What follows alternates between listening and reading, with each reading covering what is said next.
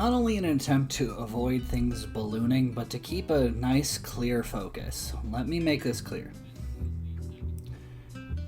The events of the second volume happen after a 1-year time skip. And the events that happened in that 1 year,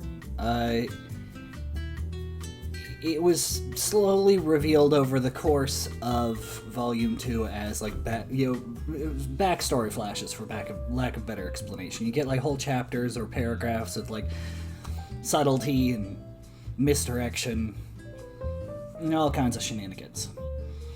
So we are going to cover this 1 year gap in the most appropriate order, in my opinion.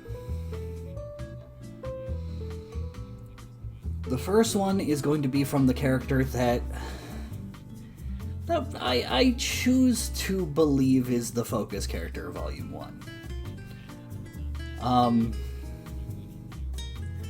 Olive Merlinus, upon becoming disillusioned with this idea of non-violent, activism, but disgusted by the mass murder of people who would use the banner that her parents frickin' were trying to change the world under, she decided that there was a middle ground to be had here.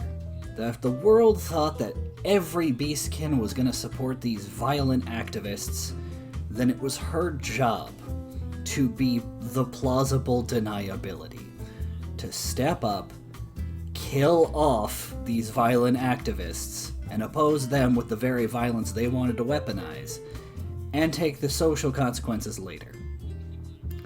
So she forms her own branch of the organization, which she refers to as Olivine, because she's got a little bit of an ego.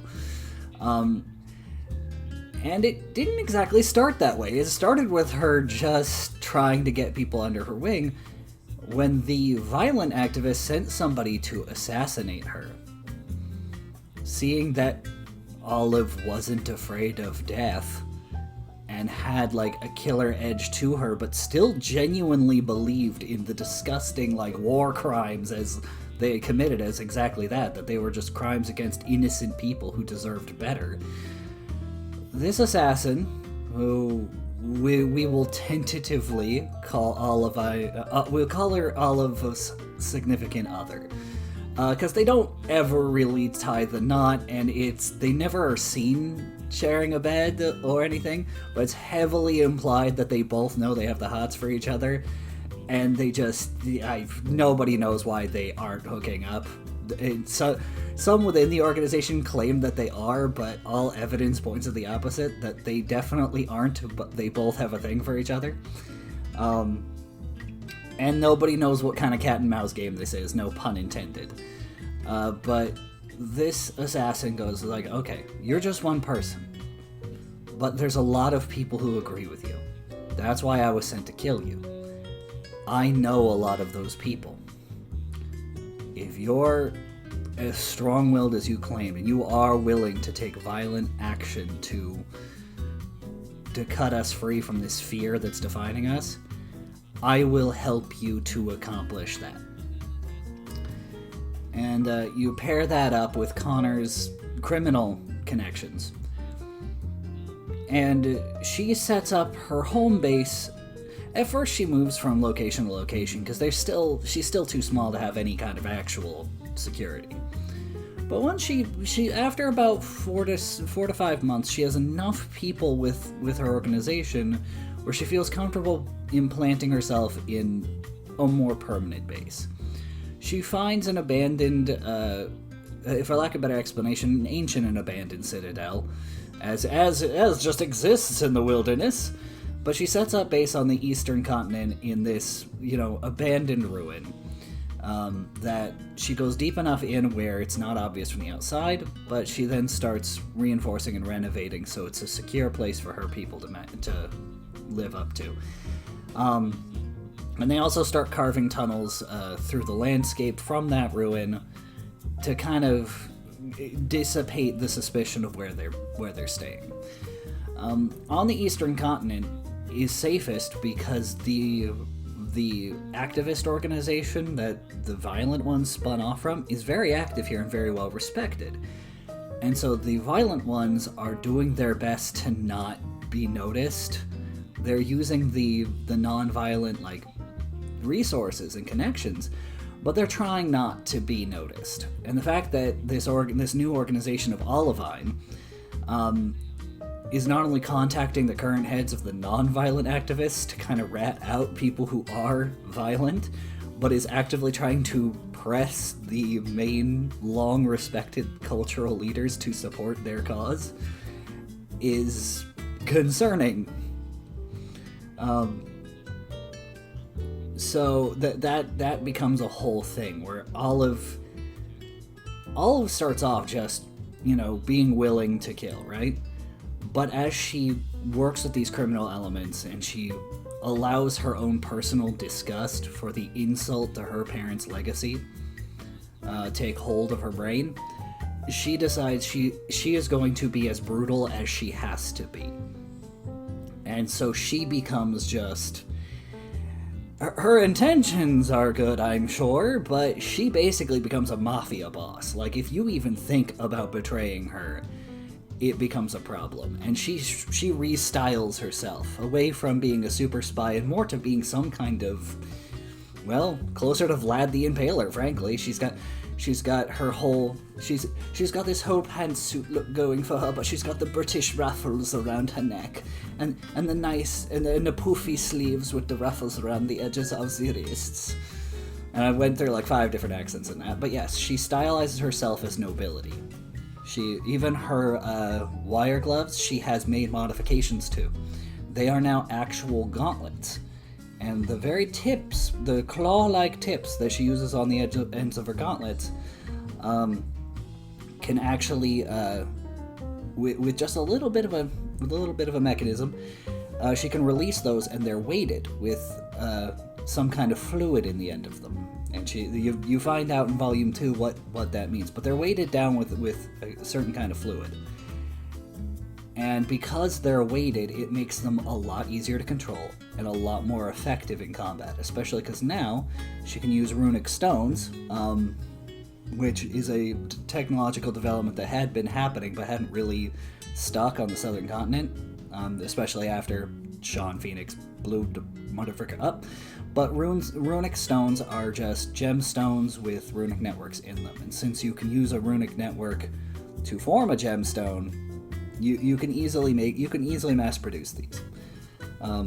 We'll get in when we get to the northern continent. We will get into the social and moral implications of those later. But just runic stones, and due to the use of these to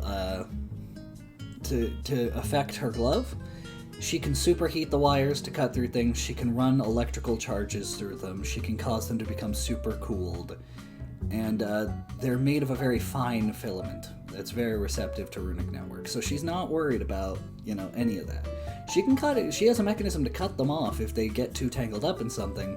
That's kind of an emergency backup, but that's a whole thing. Like, she has a lot of tricks up her sleeve with these new gauntlets. But she often goes around wearing a mask, and that's because shortly after, I would say she found out 5 months after the events at the Crimson Keep, but he was broken out. Her brother was broken out of the insane asylum 3 months. 3 months after he was put in there, after surviving Crimson Keep. And nobody knows where he went. He vanished into thin air. He was there 1 minute, gone the next. No clue as to where he went, but Olive is confident in the insanity of her brother and knows that even though, she has no idea where they are, he knows he would continue serving that lady he claims is his queen. His goddess. She's like, he was too far gone. There is no way my brother isn't looking for a new way to serve her. So you have that going for it. So she knows, okay, when my brother shows back up, it's going to be connected to this. And she spends much of her time basically reinforcing that part of her that blinded him in the first place. Especially because she blinded him and she knows his ego, she knows he's going to be coming for her. And so she's prepared this time to properly end it instead of just crippling him. Because while he can't use his powers anymore, she doesn't want to gamble on that. She'd rather just be certain that he's dead and that she's taking her precautions. So she wears, instead of her shades, she wears a mask that she can see through, but, protects her eyes. And also protects her identity. And she restylizes her hair and makes it all this feathered, like, prissy nonsense. If I were to do anything, it would be like King from King of Fighters. That kind of hairstyle. And it's still olive green, that's her natural hair color after all. And so you have this very regal looking cat girl with, clawed gauntlets that can just literally eviscerate you effortlessly and will make you hurt. Like, one of the scenes that was going to be shown before she got the gauntlets is her taking the wire from her wired glove, forcing it under the skin of somebody who was trying to hide, a potential mass death, a potential terrorist attack from her. And she forces the wire into his skin and then superheats it and practically boils him from the inside. He survives, but she got the information she was after, and it's supposed to be this dark turn for her as a character. And it's not a trend that will be shaken from her anytime soon. Olive, from Volume 2 onward, is chaotic good at best and neutral evil most of the rest of the time. She is very brutal, very efficient, and even her word is not always enough to stop her from getting done what she needs to get done. She becomes very scary very quickly because she has just become completely jaded. And there's nothing that's going to shake that, because to her bestie, her best friend, the guy who knew her immediately, did dumb crap with her and made her believe that, maybe we can make the world a better place, was frickin' murdered in a giant frickin' terrorist attack that she knew about and did nothing to stop. And so, clearly, hope is dead, heroes are for suckers, and she's gonna save the world through brute force because somebody needs to frickin' do it. So even though I call her neutral evil, I would not be surprised if there's a lot of people that are torn with Olive, because not only is she like, she's hunting down the violent protesters who are fighting for equal rights, but she's doing it for equal rights and violently because they're actively killing innocent people. And that's why I said Volume 1, it's emotionally her largest arc. She goes from this bookworm who just cares about her brother to this total trauma-based mafia boss that just completely cuts herself off emotionally from guilt. She believes we are currently in a war, and therefore we can deal with whatever these potential war crimes are after I finished eradicating these horrific mass murdering monsters. Okay. And she has no shame. She has none. You cannot make her feel guilt, and if you try to cross her or get in the way of her cleaning up this mess, you will become a part of the mess. And she's fun to watch. To call her a hero of our story is circumstantial at best. She's a hero because she gets along with the nicer, more well-intentioned members of our group because she actually cares about them. And she's a hero because she's actively fighting the bad guys. That's it. Every other aspect of her is either morally gray or entirely, morally wrong. And it was supposed to illustrate this thing of how tempting it is, similar to Violetta. Once you've started crossing that moral boundary, that moral line, and you've given up on higher ideals, it's very easy to become a ruthless monster that embodies the very thing that you hate. And the thing is, Olive still hates the violent extremists. She really does. And she understands the irony and the contradiction of being a violent extremist herself in response. And she just accepts that as, yep, that was the necessary cost. That was the necessary cost. I had to become them to kill them, and you know what? If people want to turn on me, I can't blame them, but it won't stop me.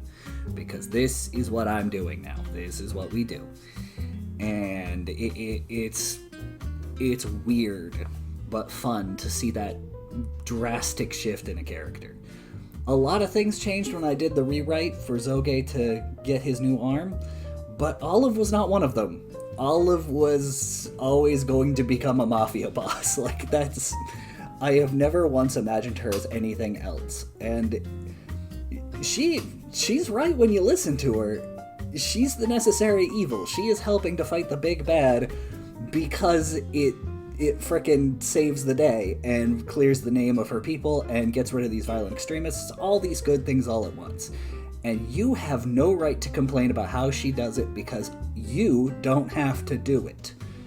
She will get her hands dirty, you just look the other way and be thankful that the sun rises tomorrow and you get to have food on your table with a bright, sunshiny day and no horrible memories to go with it. So just stay out of her way, don't ask too many questions, and just trust her to do the right thing in the end, even if she's not doing the right thing in the moment. And she is very blasé-faire about it. No remorse, no regret, no second questioning it the entire series. Even when a big event happens later, she's affected, but it does not make her second guess herself. And that's important for her character, is this confidence, this unwavering belief in what she's doing. And it's inspired by a massive tragedy, and yeah, it's probably a sign of unfrickin' healthy mental coping mechanisms, I'm sure, but that's also a part of humanity. A part of humanity is sometimes you just snap. And you become a functioning crazy person. And that's fine. That's fine. We can work with a functioning crazy person.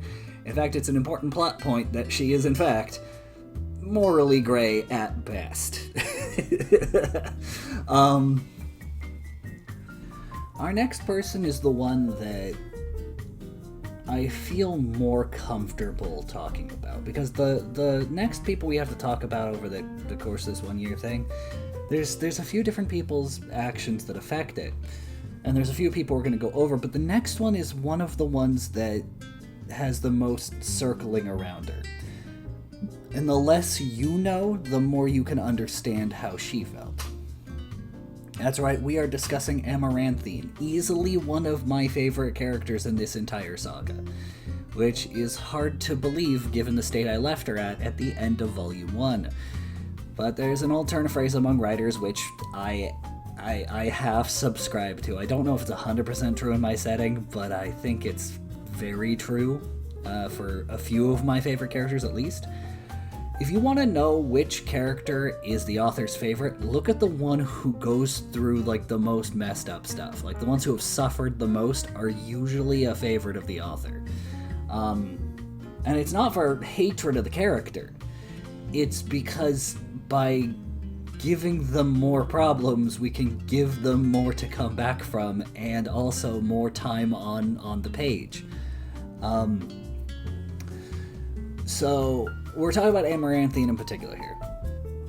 Now, for 6 months of the year-long period, Amaranthine is in complete catatonic shock. Like, she can pitter about her bedroom, but she has bandages on her eyes so that she doesn't get overstimulated, and she has night terrors pretty much every night.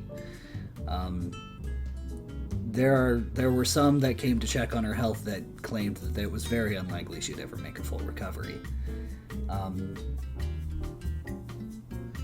And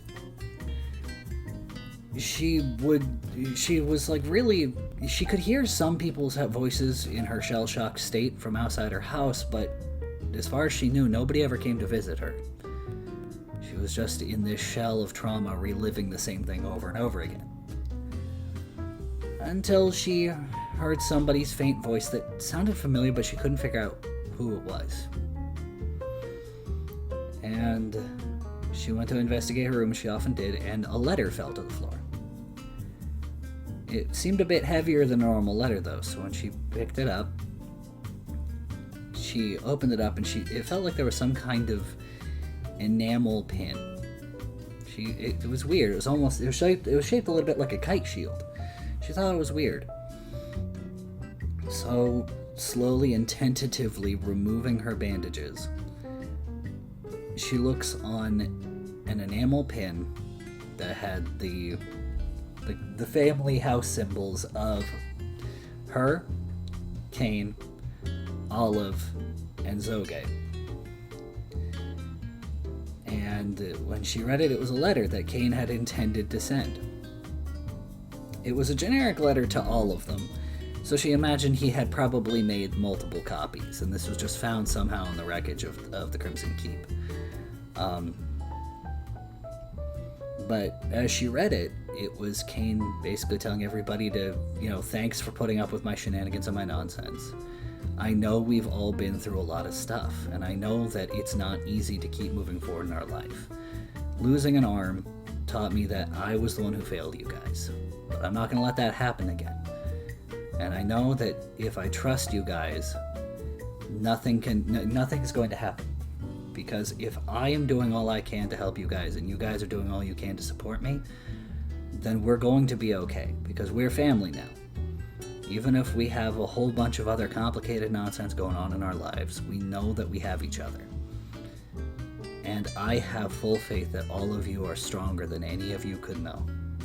And she glanced over the parts that weren't about her, but when she got to a section that was clearly aimed at her, he let Amy know that he thought the world of her willingness to seek conflict despite a gentle and kind nature. And he said he was a little bit jealous because having lost so much, he was kind of half faking. He was capable of empathy and compassion, but not really opening up to people. But she was so sincere and so earnest in her desire to connect with people. It was no wonder that she had such a hard time with, hurting people, because she couldn't help but care. It's just in her nature. But he also believed that could give her a whole reservoir of strength she just hadn't tapped into yet. And he looked forward to the day that he got to see it. Except now he's dead. And all she has to remember him by is a pin. But that was really kind of what she needed in that moment. She was kind of moving about, and her older brother, Burgundy, came in to check on her and got really excited that she had taken off the bandages, that she was, coherent and not just catatonic and in shock. And he runs towards her, and she seems happy at first until a wave of cold, shivers and shell shock and, just all subconscious, though. She became painfully nauseous. She felt chills overtake her whole body, and her whole body started to shake uncontrollably. It was as she put the bandages back on, or should I say it's when Burgundy put them back on her, and she just had her eyes winced closed, that she asked him what happened. Why did that just happen? Burgundy was a bit surprised because he thought she knew, but he explained that it's according to the docs, whenever you've seen anything red since, your body just goes into a panic response and just absolutely shuts down. It's the reason we left the bandages on your eyes and why we've been sending people, completely covered head to toe in white to check on your health for so long, is because we didn't want to upset you. You were making slow progress, but whenever you even see the slightest bit of red, you would slip back into this completely unresponsive state. And she, thinking about the letter, thinking about her friends, thinking about everything she had been through, trying to train with them, everything Contrasta had told her, everything she read in that letter, and even thinking back to her grandmother killing all those people to save her life. She's like, okay, all right, that's fine. And she started standing back up with her eyes bandaged and started walking towards the door. And Burgundy tried to stop her first until the younger brother, she has two older brothers, remember, Burgundy is the firstborn, so he's usually the more, like, a lot more responsibility has been put on him. He's fun-loving, but he's fun-loving and kind, but he's still very, very stern, very responsible. Takes a little bit after their dad. Maybe a little bit more fun like their mom, but definitely takes after the dad. But her younger brother, Lavender, Lav for short, which I love just calling him Lav. Lav speaks up and goes, no, don't stop her. Burgundy, she could, even with the blindfold, she could feel Burgundy glaring at him. And Lav explains, like, our sister overcame her initial fear of blood by sparring with us. It was wooden swords and it was sparring, but do you know the amount of times I got smacked funny because she didn't do it right? And I wiped my mouth and there was a little bit of blood and she almost threw up, but she held herself together. If she wants to get back out there, we can help her. And Burgundy, she could feel he wanted to say something, but he wasn't. It didn't take her long to figure out that their father had forbidden them. They were not to let her pick up a blade again. That was what their directive was. They were not to encourage what had led her to her trauma. So she decided, on her own, that they would go to their father's inner garden, which he had not been to, for none of them had ever seen him visiting it, frankly. It was overgrown, it was a hot mess, and there were red roses all across it. Wild red roses, unlike any other part of the East. Like, it was the only thing he brought over from the Eastern continent with him was a single, rose bush that was like a family thing. That's like his only family heirloom aside from the armor on his back and his actual family. And he brought over a single rose bush. And this rose bush thrived in this environment so much, it became an actual problem. Like, this particular type of rose is considered a weed in his lands because it perpetuated that well. Like, it thrived in the southern continent. But it's only been 18 years of growth, so it's thriving, but mostly in his lands. Just to clarify, not like it's all over the southern continent. Just like there's patches elsewhere on the southern continent because you know how bird migration goes, but it's not like that. Anyway, so she says they're going to start training there, and they're like, "Do you really want to be around that much red?" She goes, "No, hear me out.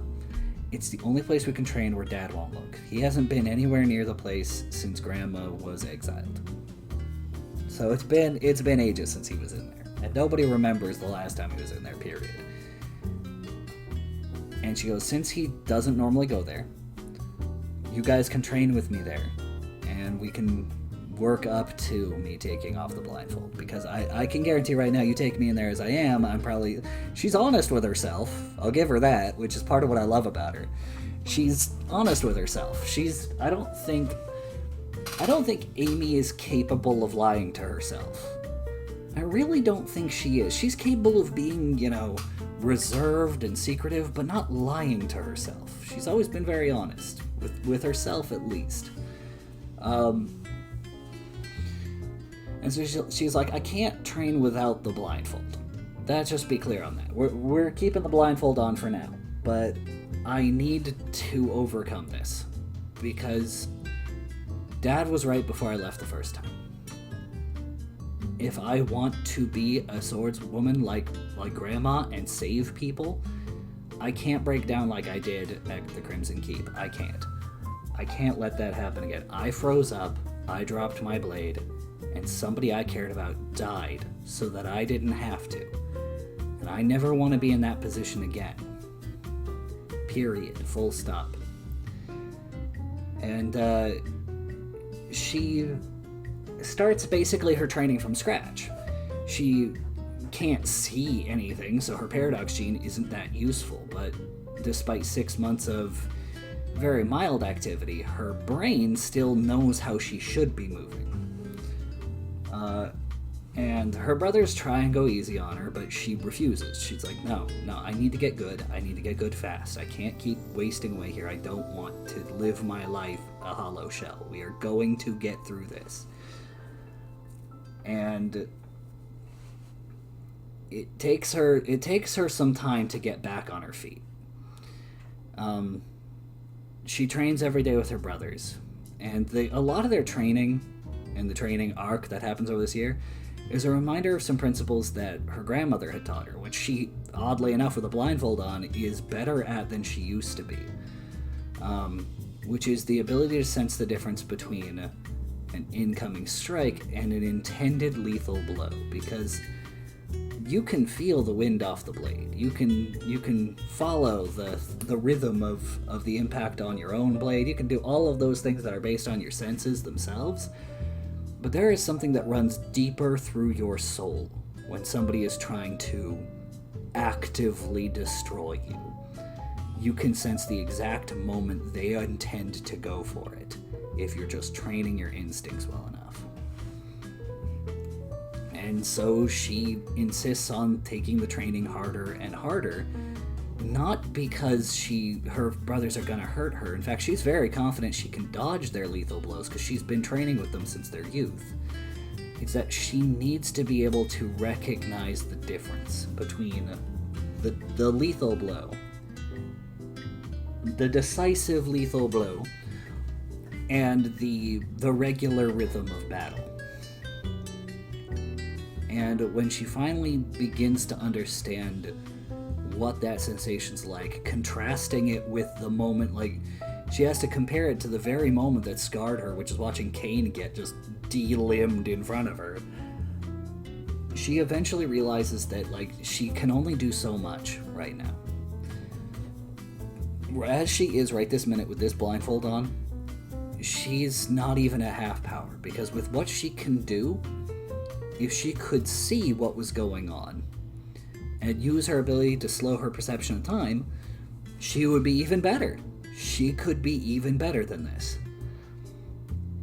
And so she takes off the blindfold and starts, well, she's initially physically weaker because of fighting off the panic response. She starts muscling through while facing her brother Burgundy, whose red hair has been causing issues. About 10 months since the Crimson Keep incident, her father finds out she's been training, and he throws down a challenge.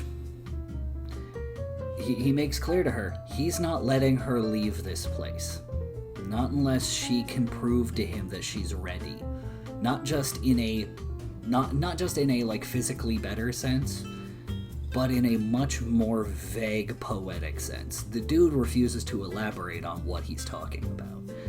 But even when she's done a decent job in their sparring matches, he doesn't seem like he's concerned. He doesn't seem to have found what he's after. He seems to be waiting for something, and she can't figure out what it is. For the longest time she can't. And one of these times she decides to stop treating it like a sparring match and treat it like an actual swords fight. Like she's going to actually sword fight her dad. These are still practiced swords, and she has confidence in his skills to avoid what she believes to be clumsy blows. But she decides she's going to treat this like an actual sword fight. And as soon as she starts to, he throws out a scarlet ribbon the exact shade of blood.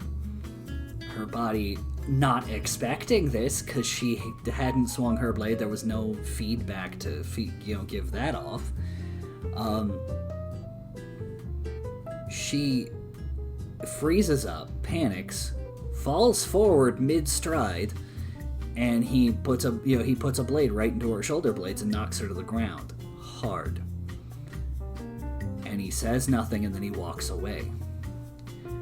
And this she tries on multiple occasions, but he keeps doing dirty tricks or preying upon her PTSD to defeat her in all of these matches.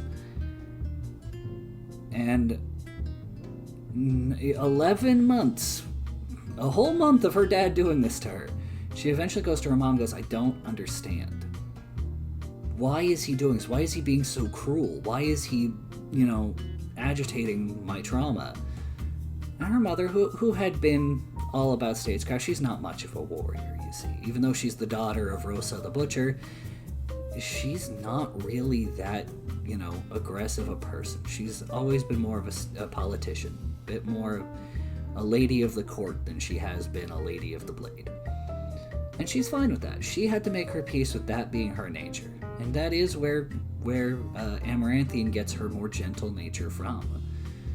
And her mother goes, look, your father had to kill your grandfather, the man he admired more than anyone in the world, the man who he just admired the frick out of. And it's not a thing that, like, you can just understand. But think about that. He was willing to kill a father figure to him because he had decided it was the correct thing to do. The most feared warlord and dangerous warrior of his time was slain in a fair one-on-one fight with your father, who has no paradox gene and nothing but his own grit and determination. Your father has held these lands despite nobles with the paradox gene trying to look down on him. Nobody dares challenge him to a duel. Your father is trying to teach you how to tip the scales in your favor, so when you go back out there, he doesn't have to worry every day whether you're going to find your way back home one day. And she thought about this. She really thought about it, and she took a couple weeks off from challenging him. And he didn't mention it at all, but she could see it in his eyes. He noticed that she had taken a couple weeks off, and he didn't know why, but he seemed a little disappointed as well. And then she eventually challenged him again. This time, the look in her eye was very different. It wasn't focused on him, it was focused at him. And they would proceed to fight for real, both of them. And they were still using wooden swords, but it was a genuine fight for real. Both of them going 100%. And during the fight, he starts to smile. And at the end of the fight, which ends with him winning, but he seems a little bit like the only reason he might have won might have been I don't think he pulled it. Like, he pulled the same dirty tricks to test her, to make sure she had the resolve. But I choose to believe that the reason why he wins, but it's still kind of even, is because he has the kind of experience to keep that endurance going. And she was basically catatonic for 6 months, so she doesn't have the stamina she used to. And he doesn't seem too bothered by that. And that's because he's aware of what he's about to tell her, which is, you have to be decisive. That was something that Lord Lotus taught him at a young age.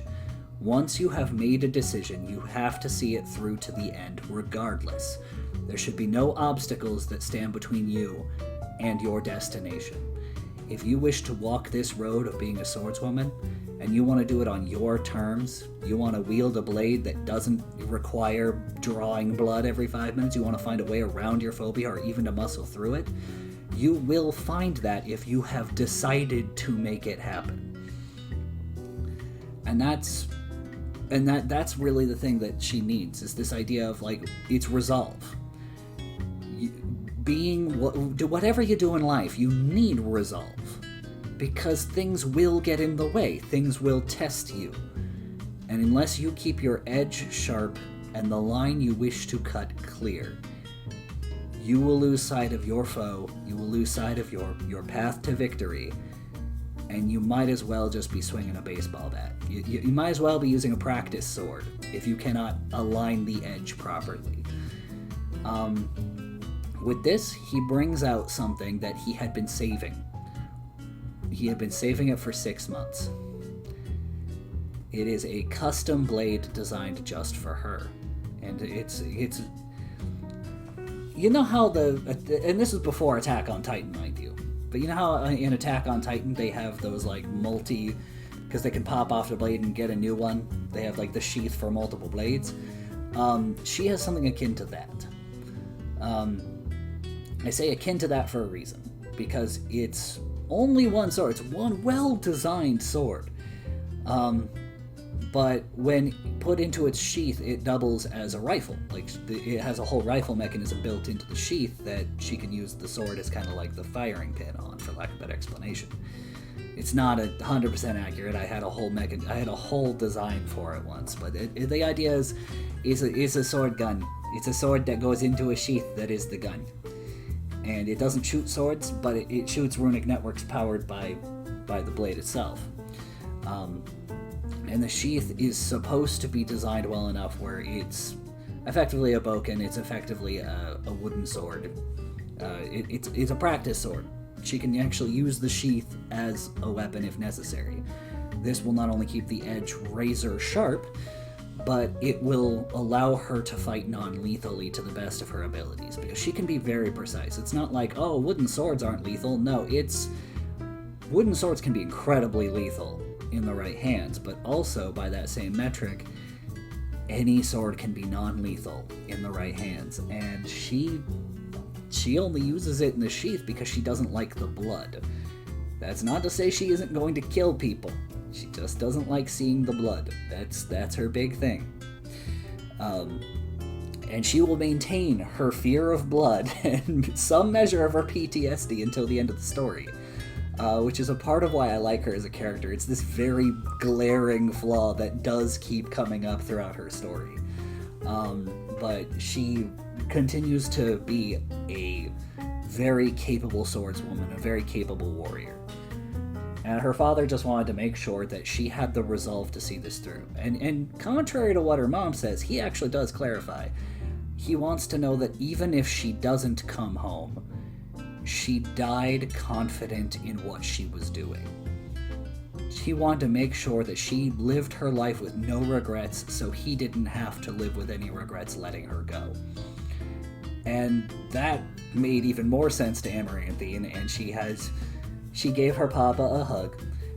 And when she stepped out of the gates, she was approached by her grandmother, who wasn't supposed to be there because she's supposed to be exiled and she runs a whole bandit clan now, but that's for later. And her grandmother gifted her with new robes, a ceremonial battle attire fitting for their culture. And she's like, oh wow, I'm so glad to see you. It's like, yeah, I have a friend of yours that I'd like you to meet, but that can wait. We've got to go meet up with them in the first place, and that means we're headed back over to the Eastern Continent. And I came to get you because I have to explain, why you might want to be careful what you say when you go over there. Because there will be people who recognize who you are, and there will be people who recognize your lineage, and the House Salvia has been banished from the Eastern Continent. And people know who I am, people know who you are, but we have to meet up with your friend over on the Eastern Continent because some crap is going down, and we're going to need your help. Well, she doesn't say we're going to need your help. She more says, I know you would want to lend your blade. Which is the same thing as, we're going to need your help, but it's more like a proud grandmother going, I know my granddaughter, she ain't going to be able to say no. Which is fair. That's very fair. So, the next crucial character we need to visit is Zoge LeBlanc, who, when he went back to the library, he knew he wanted to look into the Lightning Queen. He wanted to get a better understanding of what was going on. But the more he dug into it, the more certain aspects of life kept cropping up. Namely, the Lightning Queen, the implications are that she can manipulate electricity. That's fair. It's all myth and rumor. He can't prove anything. But the first oddly suspicious and oddly disruptive thing to happen in a very long time coincides perfectly with the death of the Queen. The increase in aggressiveness of the local wildlife, that happened roughly the same time as that. There being a weird amount of civil unrest and disruption. It was hard to tell under all the praise Lady Luna was getting, but Queen Luna's praise was equally as balanced out by the social pressure on Lady Porcelain. And of course, there was the suspicious movements of a young entrepreneur who now runs pretty much a whole oligopoly up in the northern continent. He's got this whole huge company that's basically pushing every small business around. He is like basically, I think he's the third largest company is what I decided on. But that entrepreneur that sided with Lady Porcelain, he has a whole sprawling corporate empire all around him. Like I said, I think I decided he was the third largest company. And he thought it was odd how Lady Luna, the assassination on Lady Luna oddly lined up with the ways in which Lady Porcelain kind of just slipped onto the throne and became the queen. And Queen Porcelain LeBlanc started passing some weird legislation through the parliament that just happened. This guy just happened to recognize was going to happen and happened to turn to his benefit. And as he started pulling on strings, he began to realize there was a big issue here. The family, the noble family of Oceania, nobody had seen Zoge's sister in ages. But Roland Oceana, the guy who married into the family, he had 3 total children with her. And it seemed odd, right? So he dug a little deeper. And the more he dug, the more he began to realize that she had lived just long enough to give him a male heir. And then about 2 weeks after that, Zoge's sister was just completely killed.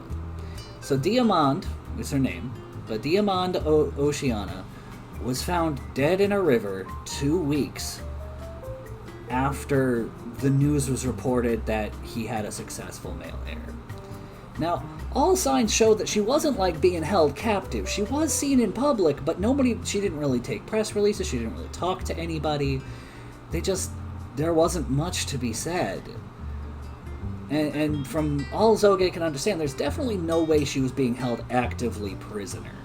There would have been too much for that. But I think his understanding ends up becoming that she was so busy being a mom and a parent and kind of was convinced to settle into the cozy domestic life. That it was, and that was a part of the plan, from what he can tell. Get her settled into a cozy domestic life, make her think of the children and do everything she can to make them cozy and comfortable and, really think about the bloodline and the legacy. And then as soon as she took 3 kids, but she gave him a male heir, as soon as that was done, she had already settled in by then. It had been 7 years of marriage. If he was gonna kill her, he would have done it by now, right? And then she was killed. And it was very convenient. And the man has been seen, gallivanting about with other ladies of nobility. But he does it under the Oceana name. He does it as though he's always been a member of House Oceana. He brags about House Oceana. He basically married into the family and offed all the competition. Which explains why he was in the heart of framing Zoge Oceana as a traitor and an assassin. So Zoge, being the smart kid he is, he's like, okay, so that's what's going on here. Rumor has it that they had a kid, right? Rumor has it that Luna and Zoge Oceana had a child. And this is myth, this is rumor. People figure it would have been discovered by now if it was real, right? And then he remembers a book that stood out to him as a kid. Because it was the only time he'd ever found his dad's signature on anything. And so he goes and he confirmed with the abbot back in the day, oh yeah, that's your father's favorite book. That's his signature in it. He used to come here all the time. So you knew who my dad was? It's like, well, I never got his name. Even though his signature's right here. I never got his real name. He always went under some kind of pseudonym.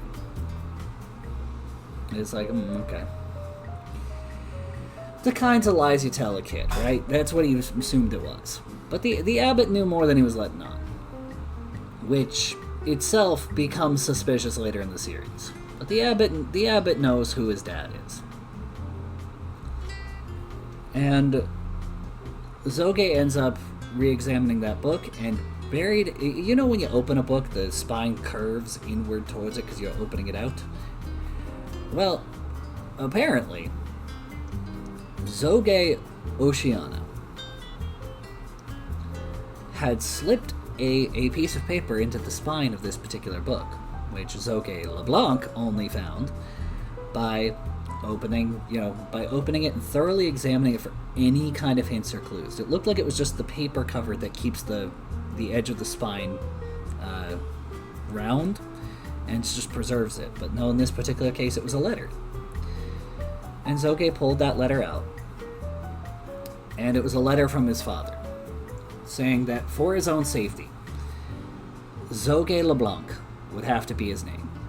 Very common name, like John Smith, at least for this particular thing. Nobody'd think twice about it. Nobody'd think too hard. There was a lot of kids born in the same year as him. It would be fine. But he was still coming in to check up on Zoge every now and again. And the drum roll bombshell, please, is that Zoge LeBlanc is in fact Ovario LeBlanc. Technically, the proper heir to the throne, but not really what Zoge's interested in. Because one, he's pissed off his dad never gave him, because he spent 15 years of his life not knowing who the hell he was, and nearly killed himself activating his paradox gene just to see if he had one, just for some kind of hint to his legacy. And now his father's last letter is not only telling him, hey, you know that name you've lived by all this time that your friends love you under and everything like that? Yeah, that was a lie. I said to keep you safe, and here are your instructions on how to get revenge against your aunt. Not, I love you, son, or I'm so proud of how you grew up. None of that. Just another tool. Just another resource. It outlined how the entire plot went down, so Zoge knows how it went down now. But he's not just some tool or assassin. There's a larger problem going on here. He can't just drop everything to seek revenge in this. If this had been him when he was first fricked up, and his arm was broken, he was looking for a purpose in his life, that would have been great. What a great way to die, trying to kill the queen like his father did. But it was more that, that's his father's last message to him, is just, here's what happened, now go kill. It broke him. It broke his heart a little bit. His little sociopathic heart. But as he was doing research on this, and he went, okay, everything that matters to my life is apparently buried in myth and legend. We're going to put that on the back burner. So what if I'm Ovario LeBlanc? The northern continent is stable politically right now. The last thing they need is a bastard child trying to take the throne and take revenge. We have bigger issues, and destabilizing an entire continent is not really in the cards right now. I need to be a folk hero, and frankly, being Zoge LeBlanc is easier to be a folk hero than it is some bastard child where they're going to try and slander my name as the son of a traitor. It's just not worth it. It's not functional. But since most of his life is buried in myth anyway, he would look up all the urban legends he could as to what happened to his mother. And while he was doing that, he would continue his research on the Lightning Queen and the rumors of what the Scarlet Order was doing. And he learned enough by the time of about 8 months in, where he knew for sure which artifacts were on which continent, at least according to myth and rumor. He didn't know what they did, but he had enough of their names to guesstimate. He had a general idea. And his suspicion became the reason she wasn't at that big battle at the Crimson Keep is because, that was all a diversion. That this Lightning Queen was so caught up in her own larger game, this godhood complex from the old myths that made her think she was able to judge life and death and reshape the world in her image, it hadn't gone away. Even this, it was just playing upon the petty thoughts of mortals to get what she was after. And so after 8 months of intense study and a bit of personal therapy with himself, because he doesn't trust anybody else with the knowledge he's the bastard son of the queen. That's just, no. He's going to sit on that himself. Nobody needs to know that. He's not going to do anything with it. He has no interest whatsoever, and it's not practical. And the weird thing is, don't go thinking this is going to go the way you think it is, because I promise you, he's going to stick to his guns on that. That whole, I don't care if I am the frickin' proper heir of the kingdom, that's not where we need to be right now, is pretty much precisely where he wants to be and where he stays for the entirety of the story. He even if it may look at times he's deviating from it, it's not for that purpose. His goal is never the throne for himself. He's not interested in taking the throne, especially because he definitely sees that folk heroes and being royalty or nobility, it just don't mesh well. Historically, it does not go well. You usually get assassinated or killed or die some ignoble death before you get things done. And people can't relate to a nobleman becoming the hero. They can relate to some nameless everyman. They can relate to John Smith.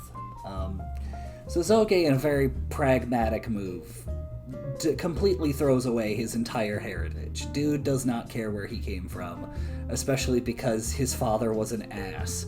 But he wants to know where his mom went because she's still alive.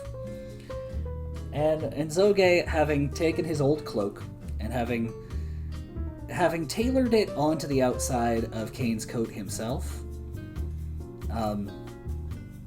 and stitched even like it's like a charcoal gray coat now, because he had a charcoal gray cloak he used to hide his arm in Volume 1, which I didn't draw attention to. It's not usually important. It's just important for this part. And he stitched his coat over the top of it. So now he has this charcoal gray coat, and he ends up taking on a very wide brim fedora. Like the brim on this hat is easily a foot and a half, in radius. Like just from where it touches his head out to the brim, it's about a foot and a half.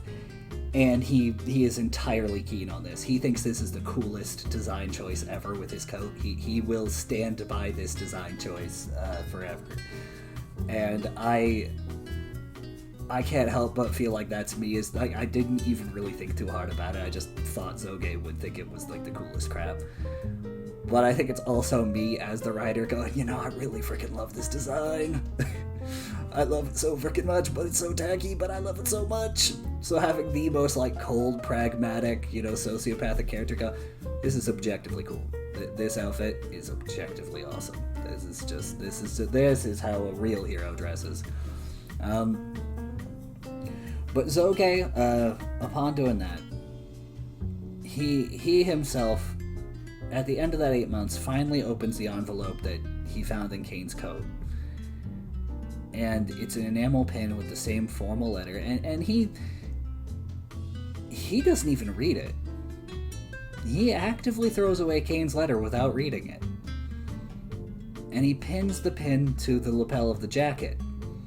And I choose to believe that's because Kane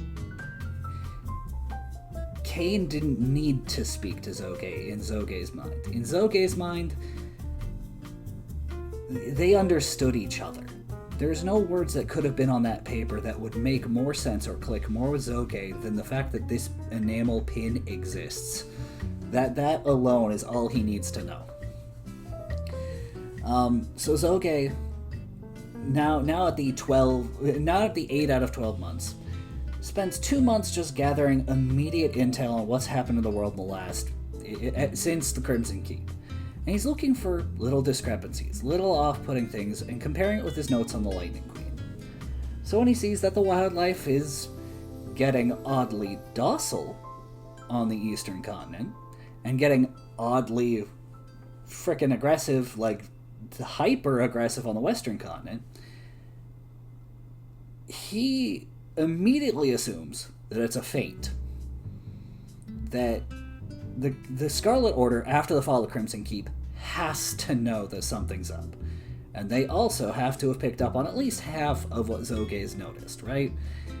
And this lady's got some kind of god complex about her. She's not gonna sit here and just let peons and children decide what she does. So she's not dumb. So he suspects that what she's doing is two birds, one stone, effectively. She made a minor adjustment to draw attention away from where her agents were going to strike next, while she personally heightens the aggressiveness of the beasts on the Western continent, so that way she can be poised to strike when, she can wear them down, for lack of a better explanation. Because given how sparse the Western continent is on resources, it's a matter of really just wearing them down. It's a siege mentality. And since she's already got so much going on in her favor, right? She's successfully destroyed the Crimson Keep. It's one of those things where it's like, okay. But I don't think she got what she was after. Because my chess friend, whose name is Autumn, I didn't say it before because she didn't really give it Zoge wasn't going to tell nobody and nobody else heard it. She just was posing as the Lightning Queen. But Autumn, Ember Autumns is her name. And Ember Autumns is really, really frickin' clever. But she's still kind of beholden to the Lightning Queen. She's very much like, I wouldn't say she's afraid, it's that she's gone all in.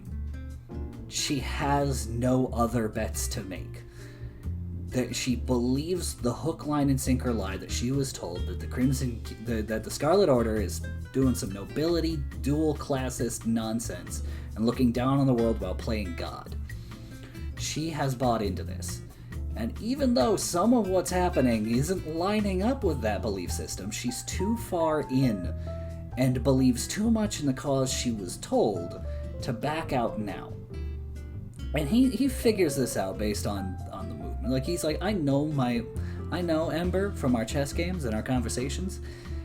She's not going to just believe this nonsense. Not forever. Not based on the movements she's making. Not with these feints and these shifts of focus. None of that. But I don't... because Ember has that incomplete rune, which we knew was the keys, right? We haven't heard anything since the fall of the Crimson Keep. Not one thing. The Scarlet Order still seems to have a presence on the southern continent. They've not completely dropped their guard. So maybe she didn't get what she was after down there. And if I'm right, and that's a circlet of choice, then she's vulnerable, but she's also receptive. So if my theory is right, we got the Sword of Destruction in the west. If she could get that, that would help her a lot too.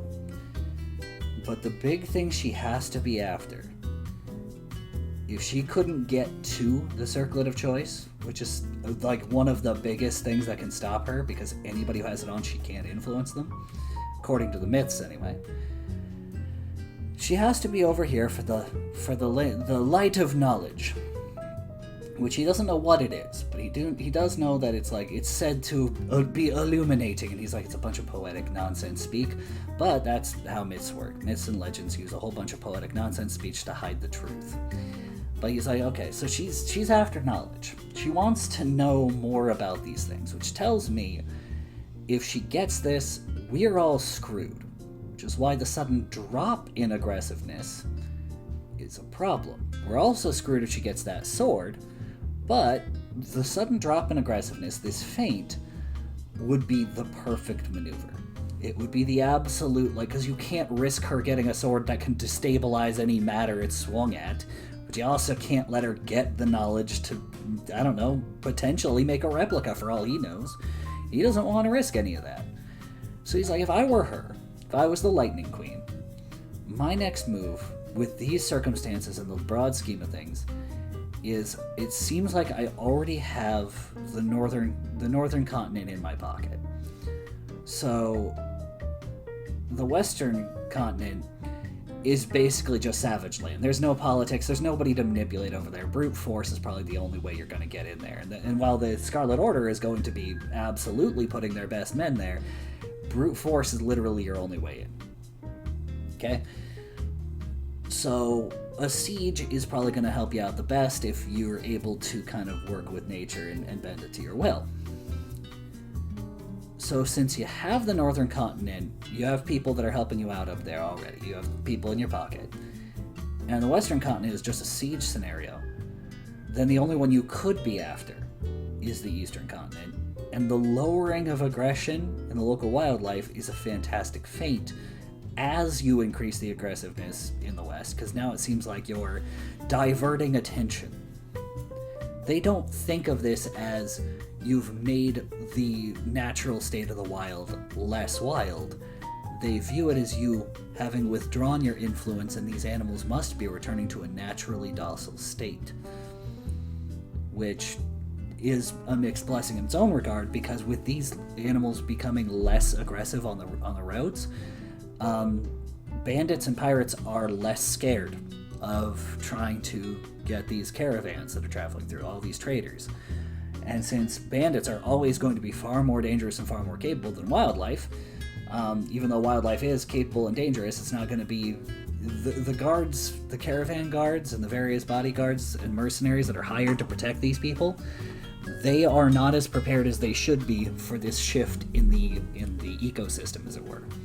So you have supply line issues on top of this, right? And you have communication issues, because now any message that comes and goes is going to be attacked by raiders and pirates who don't care if you're just there to deliver a message. They have no political agenda. They're there to rob you. And so it disrupts communications as well, with full plausible deniability, because she hasn't touched any of those pirates. She hasn't fiddled with any of them. They're just taking advantage of an opening. So he goes, okay. It's been 8 months since then. And I'm going to have to figure out how I'm doing this. So he spends the next couple months researching, getting ahead of it, figuring out what he wants to do. And he formulates a plan. But he has to coordinate with some old friends. So he sends communications out to Olive, who again happens to be on the Eastern Continent right now. And she communicates that she can help him, because Connor happens to be in the Northern Continent at the time doing business. The Northern Continent is the only one with a booming economy right now because of the damaged supply lines in the East. It's hard to really get good economy going. And with the Northern Continent being just absolutely dominated by this kind of this monarchistic military mindset, it's really easy to get military goods to send over to Olive just to help her out with her cause, right? To send military-grade goods down there. And there's a lot of corrupt businessmen, so it's really easy to send funding and supplies through underground and back channels, right? And Connor, of course, glad to hear from Zoge after he went completely dark and disappeared in the mountains. Everybody thought he'd gone back to being a monk, for no reason. But hey, it's good to see you again, buddy. How you doing? It's why are you this way? And he's like, I have no idea what you're talking about. Anyway, now that we've gotten that out of the way, I'm going to help you get to the Eastern Continent with this. He goes, no, I have some actions to take care of up here first, but I'm going to need your help. And I'm going to need to know where Contrasa is. And I'm going to need your help getting a flying cargo vehicle. He insisted it had to be flying. He wasn't going to go by sea. He was definitely going to go by air. And Connor wasn't 100% sure why he needed a passenger cargo vehicle that could fly. But he was tentatively interested.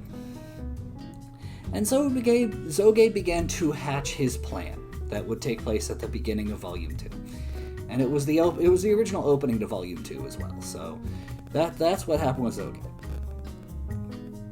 For Contrasa, she spends 2 to 3 months just in and out of interrogation rooms. She is being held on suspicion, but there's nothing really beyond suspicion. And eventually, after a few months of pulling strings, the mentor who got her involved in this in the first place is able to negotiate for house arrest. And so now, Contrassa is stuck in her family mansion. Dia, the firstborn of the Oceanas, and named after her mother. Dia ends up dropping in to check on her. Go, hey, how you doing, Contrassa? You settling in nice? I'm basically your parole officer. I'm here to make sure you're behaving yourself and that you're not going anywhere. And Contrassa is blind drunk in her family manor, just completely blind drunk. She is burning the paintings that her dad loved from the wall.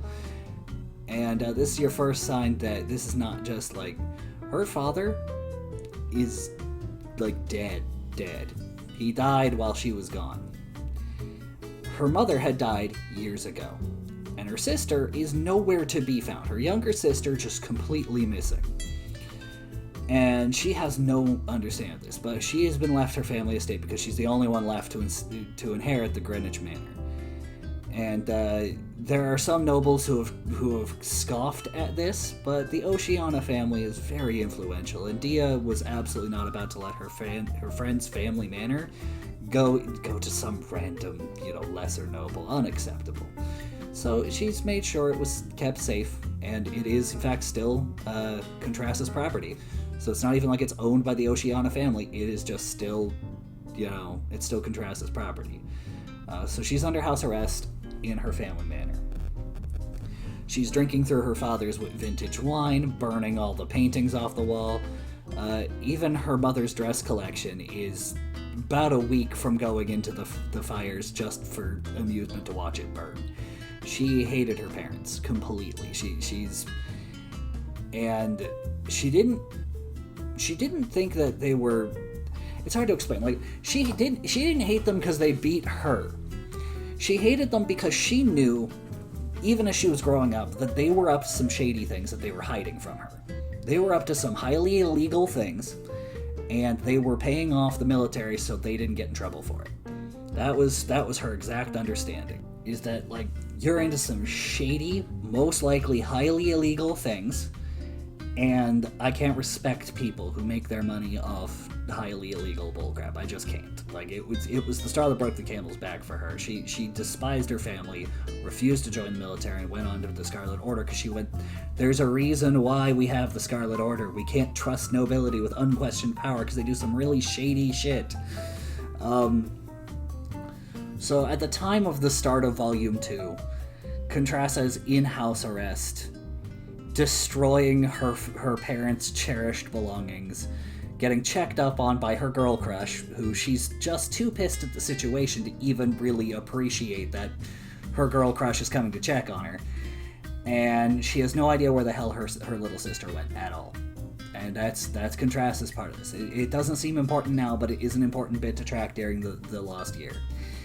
And you may say, oh, well, that's all the main cast. Yeah, it's the main cast.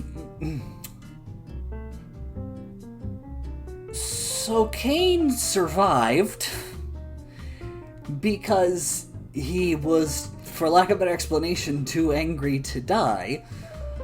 But Kane didn't really, return to life until, 7 months after the attack.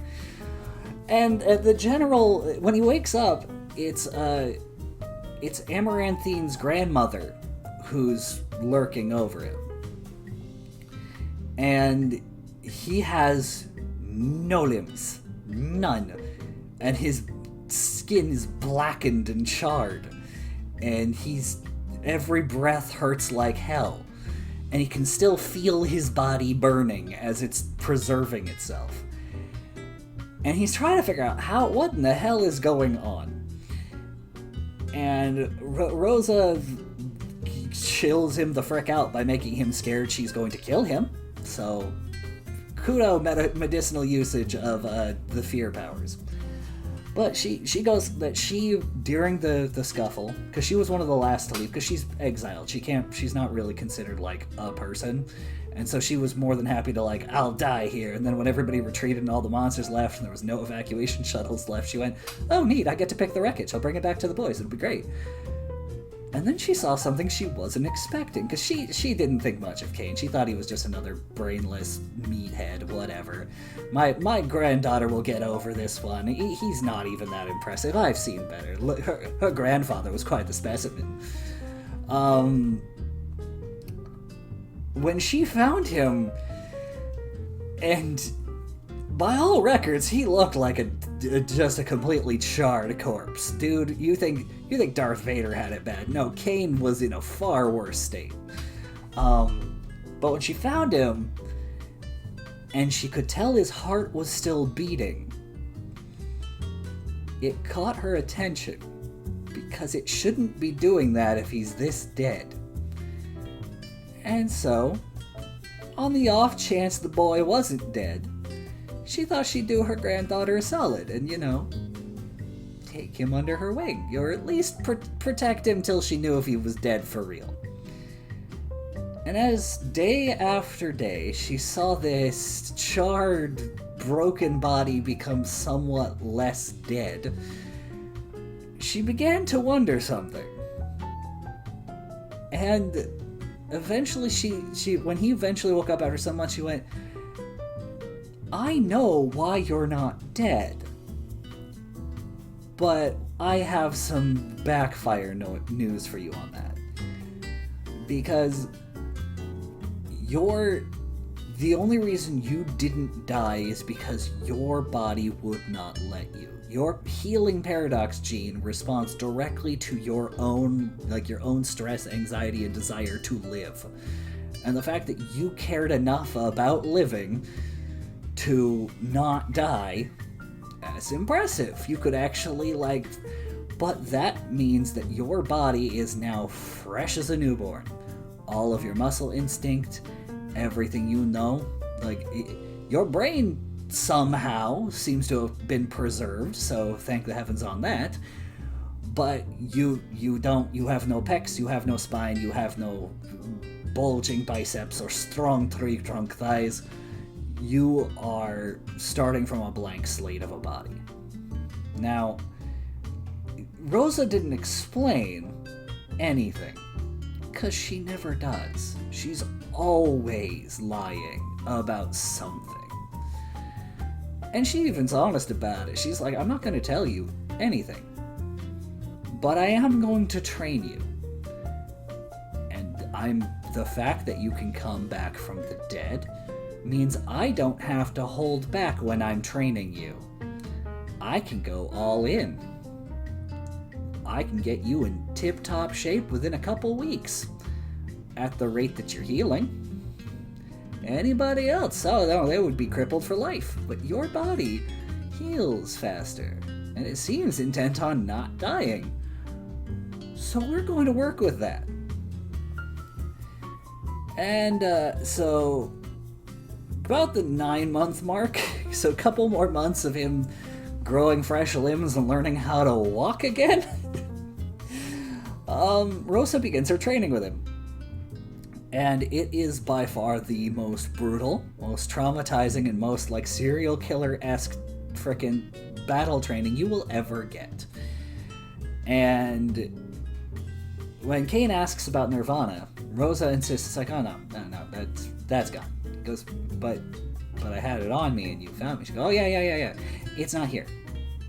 I didn't say I didn't say you lost it. I didn't say I've sold it. I didn't say it's been destroyed. I didn't say it's lost forever. I said it's not here. And that's all you get to know. It's not here. And I'm not telling you where it went. Sucks to be you. And that's really it too. She's just like, nope, not doing it. No, you don't get to know. You have not earned that right. Because keep in mind, the original wielder of that blade, before it was grafted onto a pistol, was her student.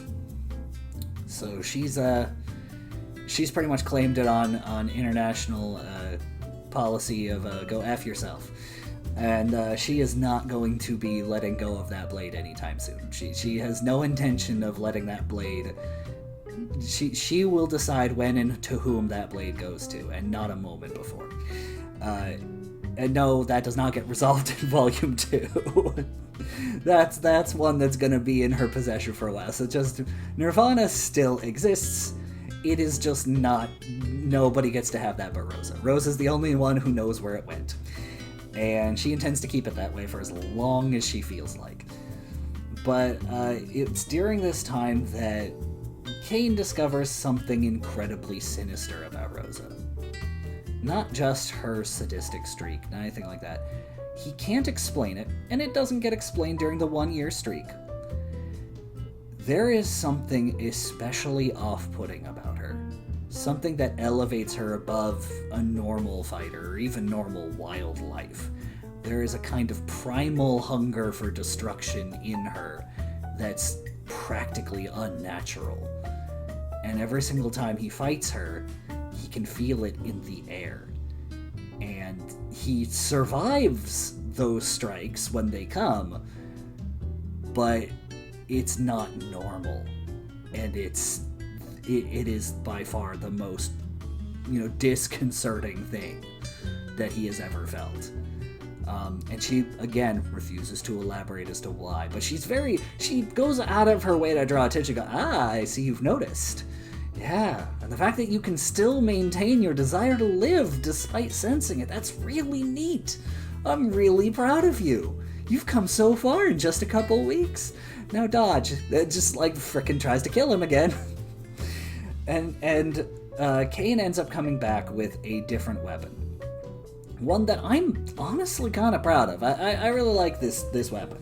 So, the idea is it's similar to Nirvana in design. It's got a pronged fork in it. It's a sword that has a pronged fork in it, but it doesn't have a gun grip and it doesn't have a gun built in. What it has is, for lack of a better explanation, a bladed top with a fine filament wire of very stern stuff that Kane used some of his mom's old techniques to make this blade, by the way. But it's got a firm wire on it. So the general idea is that people won't be able to tell that the very strong cord that he's using is there, and they'll think that the top is a one-shot. They'll think that he just fires the top and then it goes flying and then it's not there. But then he uses that as kind of a grappling point to maneuver around the battlefield. The sheath from the blade can be attached to the handle to extend it into a polearm. So dude can make a whole spear out of his sword. And since the sword can prong and lightning, it's even great for tasing people, for lack of a better explanation. You're like, oh, I'm about to lock blades to somebody. I better open up my blade, sword breaker them to the hilt, get it threaded between my two blades, and then turn on the lightning and just shock the frick out of them to take that sword out of their hand. And if I'm failing that, for some reason they're insulated, snap the blade with the prong. And he will be using this for an extended period. I would say it's more of a broadsword than it is a longsword, because you need the extra metal to make the whole design work. But Kane will end up using that as well as his arms, his punches and kicks, for 99% of his fighting moving forward. And that's by design. Dude tried to over-specialize as a kid. He tried spreading himself too thin as a kid. And he wanted to make sure he just had one really useful weapon that he was a master of, and his own guts. And I do have to say guts like that. It's freaking like he's having a bowel movement. But during this whole time, Kane's not well enough to write letters. He's too focused on trying to not die from Rosa's training, as well as just not be in a state where he almost dies again.